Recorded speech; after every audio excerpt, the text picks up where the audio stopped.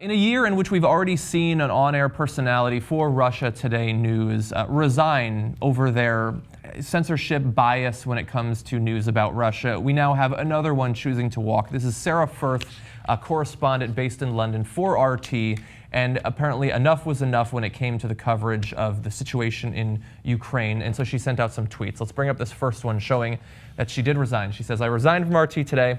I have huge respect for many in the team, but I'm for the truth." Very nice picture there. Second tweet, this one a little bit more critical. RT style guide, rule number 1, it is always Ukraine's fault. Add name as applicable. Very nice.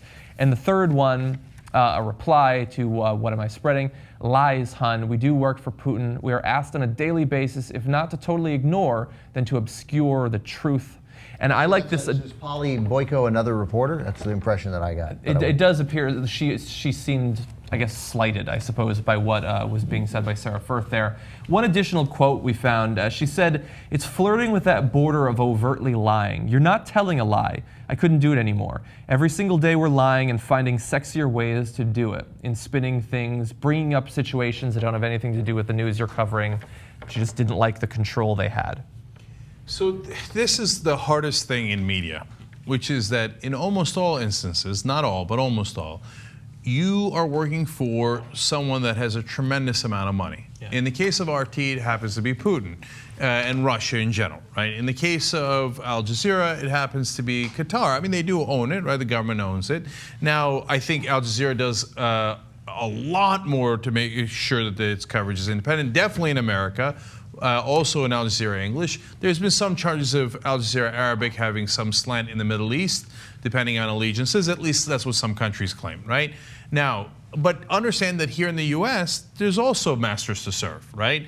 So there's Time Warner, there's now Comcast that owns NBC, and Comcast, for example, would like to do bigger mergers, and they need the government's help in doing that. And if they need the government's approval to do that, are they also going to do some favors for the U.S. government? If you don't think they do, well, I know through personal experience that that's not necessarily the case, right? And so if you rock the boat here in America, you also have trouble, right? Mm-hmm. And is it that different to serve a corporation whose sole mission is not news, but is to make every single dollar that it can, than serving a government?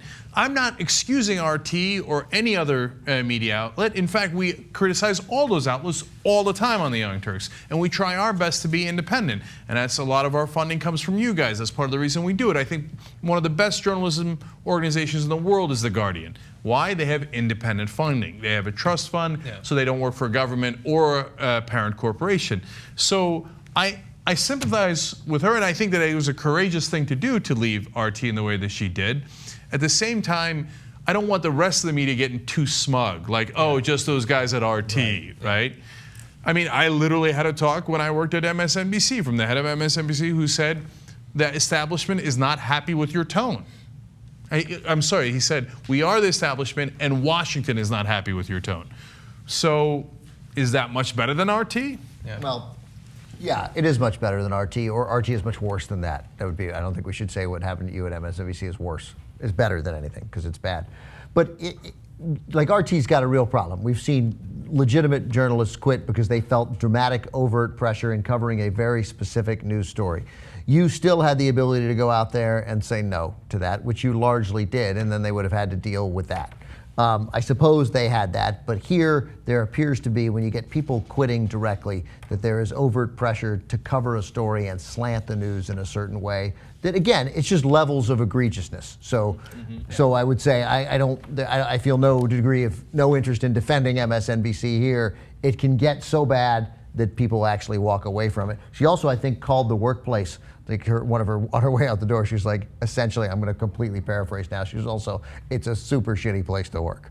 She also threw that. Well, that I don't know anything about. Yeah. But look, yes, there are different levels. I agree with Ben, and I agree that this appears to be worse than the situation we faced at MSNBC. Although there were clear messages to me that, hey, Democratic Party is our team, right? And don't go against the team. And that was just the side of the establishment that MSNBC happened to be on, right? That was the game that was being played. But also remember that MSNBC, back under a different administration, I don't mean presidential, I mean management-wise, when they were conservative, did maybe worse than RT. I mean, they fired Phil Donahue, which is their top-rated show, right? Yeah. They put Ashley Banfield in a closet for speaking out against the Iraq War.